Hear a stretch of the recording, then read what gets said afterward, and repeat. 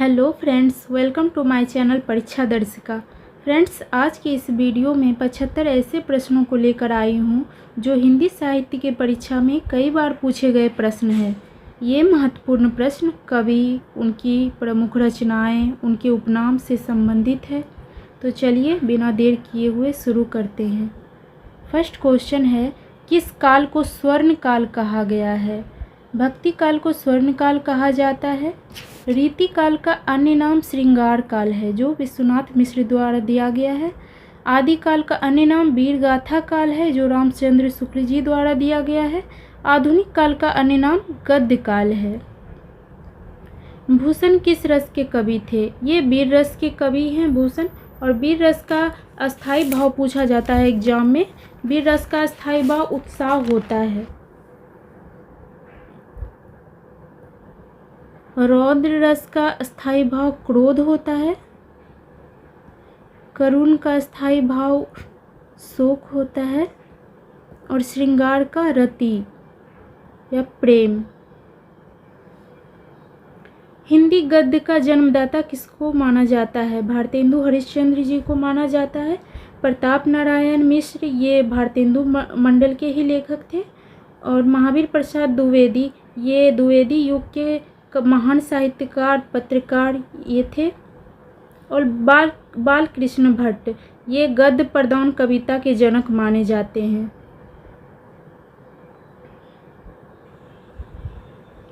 विद्यापति की पदावली की भाषा क्या है? मैथिली है पदावली की भाषा। मैथिली भाषा मुख्य रूप से बिहार के 15 जिलों में बोली जाती है। दरभंगा, मधुबनी, सीतामढ़ी, समस्तीपुर, मुंगेर, मुजफ्फरपुर, बेगूसराय, पूर्णिया, कटिहार, किशनगंज, शिवहर, भागलपुर, मधेपुरा, अररिया, सुपौल ये भाषा यहाँ की आम बोलचाल की भाषा है। दिनकर किस रस के कवि माने जाते हैं? ये वीर रस के कवि हैं। निराला को कैसा कवि माना जाता है? निराला क्रांतिकारी कवि हैं। इन्हें विद्रोही कवि इसलिए कहा जाता है क्योंकि वे समकालीन मुद्दों पर, समाज की कुरीतियों पर बेबाक लिखते थे। तोड़ती पत्थर कैसी कविता है? ये यथार्थवादी कविता है। इसमें इसके जो रचनाकार है ये सूर्यकांत त्रिपाठी निराला हैं। इस कविता में उन्होंने एक पत्थर तोड़ने वाली महिला की कहानी के माध्यम से जीवन के मार्मिक दृश्य को उजागर किया है। कवि कालिदास की अभिज्ञान शाकुंतलम का हिंदी अनुवाद किसने किया? राजा लक्ष्मण सिंह ने किया। निम्नलिखित में से कौन सा एक उपन्यास जैनेन्द्र रचित है? परख। हिंदी का आदि कवि किसे कहा जाता है? ये महर्षि वाल्मीकि को हिंदी का आदि कवि कहा जाता है। और सरहप्पा ये हिंदी के प्रथम कवि हैं। और ये अपभ्रंश का जो आदि कवि हैं ये स्वयंभू हैं। कमायनी किस प्रकार का ग्रंथ है? कमायनी महाकाव्य है जो जयशंकर प्रसाद जी द्वारा रचित है। निम्नलिखित में कौन सा एक व्यंग्य लेखक है? हरिशंकर प्रसाई ये व्यंग लेखककार हैं। इन्होंने व्यंग को विधा का दर्जा इन्होंने दिलाया। ले चल मुझे भुलावा देकर मेरे नाविक धीरे धीरे प्रस्तुत पंक्ति के रचयिता हैं जयशंकर प्रसाद हैं इनके रचयिता। और ये कमायनी कविता संग्रह से लिया गया है। अनाम दास का पोथा के रचयिता कौन है? हजारी प्रसाद द्विवेदी जी हैं। राग दरबारी उपन्यास के रचयिता हैं श्रीलाल शुक्ल। उग्र पांडे वेचन शर्मा को उग्र कहा गया है। आपका बंटी रचना की प्रधान समस्या उजागर करने वाले विकल्प को चुनिए। ये तलाक से जुड़ी समस्याएं थी इसमें। और ये आपका बंटी जो है ये मन्नू भंडारी की रचना है। ये मनोविज्ञान पर आधारित उपन्यास है। बैर क्रोध का आचार या मुरब्बा है, यह कथन किसका है? रामचंद्र शुक्ल जी का है। मसी कागज छुओ नहीं, कलम गही नहीं हाथ प्रस्तुत पंक्ति के रचयिता हैं कबीरदास जी। इसमें कबीरदास जी इस पंक्ति के माध्यम से कहना चाहते हैं कि मैंने ना तो कभी कलम को छुआ है ना ही कभी कागज़ हाथ में लिया है, अर्थात कबीर को जैसा दिखता था वे वैसा बोल देते थे और उनके शिष्य जो थे, प्रिय शिष्य धर्मदास, वे लिखते थे। महाभोज रचना की प्रधान समस्या को उजागर करने वाले विकल्प को चुनिए। राजनीतिक समस्या पर आधारित थे और ये महाभोज जो है मन्नू भंडारी जी द्वारा रचित है। मन्नू भंडारी। वापसी किस विधा में रचित है? कहानी विधा में ये रचित है। और इनके जो रचनाकार है वापसी के, ये प्रियवंदा हैं, उषा प्रियवंदा।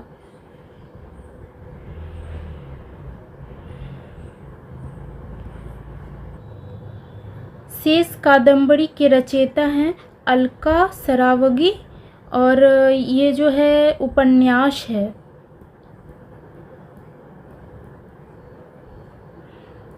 शब्दार्थो सहितम काव्यम, यह उक्ति किसकी है? ये भामा की है। लोग हैं लागी कवित बनावत, मोहि तो मेरे कवित बनावत। प्रस्तुत पंक्ति के रचयिता हैं घनानंद। अभिधा उत्तम काव्य है, मध्य लक्षणा लीन, अटाम व्यंजना रस विरस, उल्टी कहत कवि प्रवीण। प्रस्तुत पंक्तियों के रचयिता हैं देव। संदेश रासक के रचयिता हैं अब्दुर रहमान। संदेश रासक में बिरहनी नायिका का पथिक के द्वारा अपने प्रिय के पास संदेश भेजा जाता है। केवल मनोरंजन ना कवि का कर्म होना चाहिए, उसमें उचित उपदेश का भी मर्म होना चाहिए। प्रस्तुत पंक्तियों के रचयिता हैं मैथिली शरण गुप्त। कविता का अंतिम लक्ष्य जगत के मार्मिक पक्षों का प्रत्यक्षीकरण कर उनके साथ मनुष्य हृदय का सामंजस्य स्थापना है। उपर्युक्त कथन किसका है? रामचंद्र शुक्ल जी का है। शुक्ल जी हिंदी के आलोचक, निबंधकार और साहित्य इतिहासकार थे। चीफ की दावत कहानी के रचनाकार है भीष्म साहनी। भीष्म साहनी द्वारा लिखी गई ये चीफ की दावत कहानी, इसमें जो है माँ के त्याग और बेटी की उपेक्षा का ताना बुनती है ये कहानी। सर्कस उपन्यास के रचनाकार हैं मन्नू भंडारी। इनमें से कौन भक्तिकाल के कवि नहीं हैं? नाभादास, रसखान, नंददास, ये सभी भक्तिकाल के कवि। अमीर खुसरो, ये आदिकाल के कवि हैं अमीर खुसरो। बिहारी ने क्या लिखे? ये दोहे में ही बिहारी सतसई की रचना की। 719 छंदों में बिहारी सतसई है। संसद से सड़क तक काव्य के रचनाकार है सुदामा पांडे धूमिल। चांद का मुंह टेढ़ा है काव्य के रचयिता हैं गजानन माधव मुक्तिबोध। इन्होंने कविता, कहानी और आलोचना के क्षेत्र में युग बदल देने वाला काम किया है। रामलला नहछु के रचनाकार हैं तुलसीदास। इसमें नहछु का अर्थ है पैर। इसमें तुलसीदास जी ने श्री राम के पैर के नाखून काटे जाने वाले पारंपरिक संस्कार का वर्णन किए हैं। आषाढ़ का एक दिन नाटक के रचयिता हैं मोहन राकेश। निम्नलिखित में कौन सा प्रबंध काव्य है? प्रबंध काव्य है इसमें रामचरितमानस।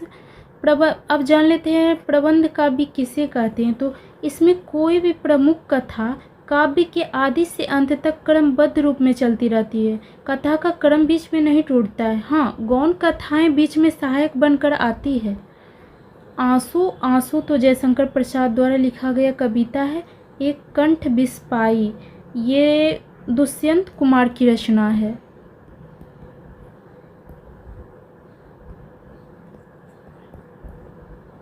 काव्य नाटक है ये। निम्नलिखित में किन्हें साहित्य अकादमी पुरस्कार मिला है? नामवर सिंह को। ये हिंदी के मूर्धन्य आलोचक, संपादक भी रहे हैं। प्रभु जी तुम चंदन हम पानी, जाकी अंग अंग बास समानी। प्रस्तुत पंक्तियों के रचयिता हैं रैदास। नामवर सिंह ने अधिकांश क्या लिखा है? नामवर सिंह ने अधिकांश क्या लिखा है? इन्होंने आलोचना अधिकांश लिखा है। आत्मजयी के रचयिता हैं कुंवर नारायण। आत्मजयी प्रबंध काव्य होता है। रंगभूमि उपन्यास के रचनाकार हैं प्रेमचंद। पृथ्वीराज रासो किस काल की रचना है? आदिकाल की रचना है। इसके रचयिता चंद्रवरदाई हैं। निम्नलिखित में कौन छायावादी कवि हैं? भारत भूषण अग्रवाल, ये रीति काल के कवि हैं। तुलसीदास भक्ति काल के कवि हैं। सुमित्रा नंदन पंत, ये छायावादी कवि हैं। नागार्जुन, ये आधुनिक काल के कवि हैं। प्रभु ही चितई पुनि चितब मही, राजत लोचन लोल, खेलत मनसिज मीन जुग, जनु विधु मंडल डोल। प्रस्तुत पंक्तियों के रचयिता हैं तुलसीदास जी। मुझे तोड़ लेना बनमाली, उस पथ पर देना तुम फेंक, मातृभूमि पर शीश चढ़ाने, जिस पथ जावे वीर अनेक। प्रस्तुत पंक्तियां के रचयिता हैं माखनलाल चतुर्वेदी। ये पंक्तियां उनकी प्रसिद्ध एक कविता है पुष्प की अभिलाषा। पुष्प की अभिलाषा उसी से लिया गया हुआ है। निर्गुण भक्ति काव्य के प्रमुख कवि हैं कबीरदास जी। श्रद्धा किस कृति की नायिका है? ये कामायनी की नायिका है, जो कामायनी जयशंकर प्रसाद जी द्वारा लिखा गया है। कुरुक्षेत्र दिनकर जी की कृति है। रामायण, इनके रचनाकार वाल्मीकि हैं। साकेत के रचनाकार मैथिली शरण गुप्त जी हैं।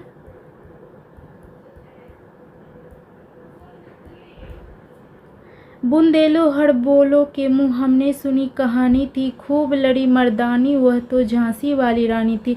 ये तो हम लोग बहुत सुने हैं बचपन में। इनके रचनाकार है सुभद्रा कुमारी चौहान। ये इनकी कविता है झांसी की रानी।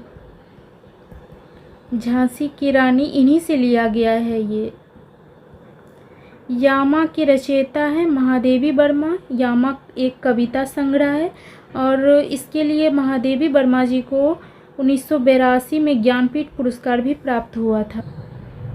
जाकी रही भावना जैसी, प्रभु मूरत देखी तिन तैसी। प्रस्तुत पंक्ति के रचयिता हैं तुलसीदास जी। प्रेम सागर के लेखक हैं लल्लू लाल जी। तुलसीदास ने अपनी रचनाओं में किसका वर्णन किया है? राम का वर्णन किया है। दुखी जीवन की कथा रही, क्या कहूँ आज जो नहीं कही। प्रस्तुत पंक्तियों के रचयिता का नाम है सूर्यकांत त्रिपाठी निराला। मजदूरी और प्रेम निबंध के रचनाकार हैं सरदार पूर्ण सिंह। इसमें लेखक ने मजदूरों के श्रम और उसके सच्चे मूल्य का विवेचन किया है। कलम का सिपाही क्या है? ये जीवनी है। ये जीवनी प्रेमचंद की जीवनी है और इसके रचनाकार जो हैं अमृत राय है। विनय पत्रिका के रचयिता का नाम है तुलसीदास। मानस का हंस के लेखक का नाम है अमृतलाल नागर। मानस का हंस ये उपन्यास है।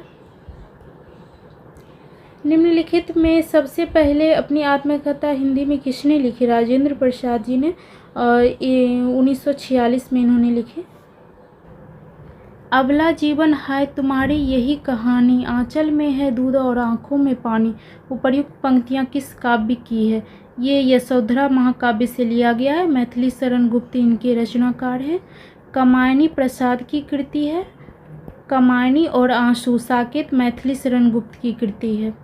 सखी हुए मुझसे कहकर जाते, प्रस्तुत पंक्तियाँ के रचयिता हैं मैथिली शरण गुप्त जी। ये भी यशोधरा महाकाव्य से लिया गया है। हिंदी कविता को छंदों से परिधि से मुक्त कराने वाले थे तो इसमें सूर्यकांत त्रिपाठी निराला जी, मुक्त छंद के प्रवर्तक भी इन्हें कहा जाता है। पल्लव के रचयिता हैं सुमित्रा नंदन पंत और पल्लव कविता संग्रह का प्रकाशन 1926 में हुआ था। चिंतामणि के रचयिता हैं रामचंद्र शुक्ल जी और चिंतामणि जो है निबंधात्मक समालोचना है। ये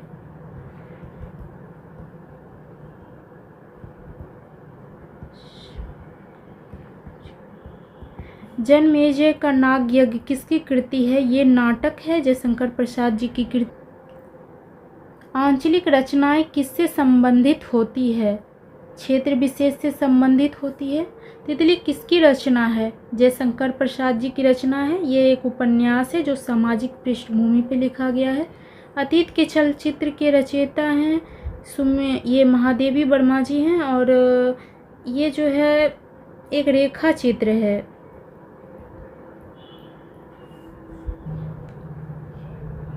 हिंदी साहित्य में प्रयोगवाद के प्रवर्तक ये अज्ञेय हैं। इनका पूरा नाम पूछा जाता है सच्चिदानंद हीरानंद वात्स्यायन अज्ञेय। अब जान लेते हैं प्रयोगवाद क्या है। प्रयोगवाद हिंदी साहित्य की आधुनिक विचारधारा है। प्रयोगवादी कवि जो थे, कविता में नए प्रतीक, नए बिंब, नए उपमान का प्रयोग इन्होंने किया और इन्होंने काव्य में भाव पक्ष और कला पक्ष दोनों का समान महत्व दिया। मृगनयनी उपन्यास के रचनाकार हैं वृंदावन लाल वर्मा। नेक्स्ट क्वेश्चन है, जायसी किस काव्यधारा के कवि हैं? ये प्रेमाख्यानक काव्यधारा के कवि हैं। इसके कवि जो भी होते थे वे लोक प्रचलित जो भी प्रेम कथा होते थे उनको आधार बनाकर ये अपनी कृति करते थे। प्रेमाख्यानक काव्यधारा का इसके एक काव्य का एग्जाम्पल देखें तो जायसी का पद्मावत, ये एक महाकाव्य है।